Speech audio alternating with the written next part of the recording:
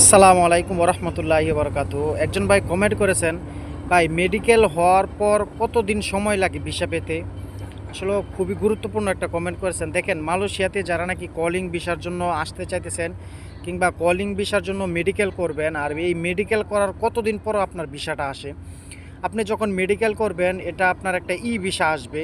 এই ভিসাটা আসলে আপনার এই ভিসাটার মেয়াদ থাকে ৩ মাস। আর এই মেডিকেলের পরে আপনার যে ভিসাটা আসবে, এটা সর্বোচ্চ আপনার ১ থেকে ১.৫ মাস, সর্বোচ্চ ১.৫ মাসের ভিতরে কিন্তু আপনার ভিসাটা চলে আসে। আবার যখন কাজের খুব অগ্রগতি খুব দ্রুত চলে, তখন কিন্তু ১ মাসের ভিতরেই আপনার এই ভিসাটা চলে আসে। এই ভিসাটা আসার পরে আপনার বাকি যত কার্যক্রম আছে সব কিছু কমপ্লিট করে আপনাকে যে এই ভিসাটা আসবে, এটার মেয়াদ থাকবে ৩ মাস। এই বাকি ৩ মাসের ভিতরে ই ভিসা যেদিন বাইর হবে, ওই দিন থেকে ৩ মাসের ভিতরে আপনাকে মালয়েশিয়া প্রবেশ করতে হবে। তো মেডিকেল হওয়ার ১ থেকে ১.৫ মাসের ভিতরেই কিন্তু আপনার ই ভিসাগুলো চলে আসে।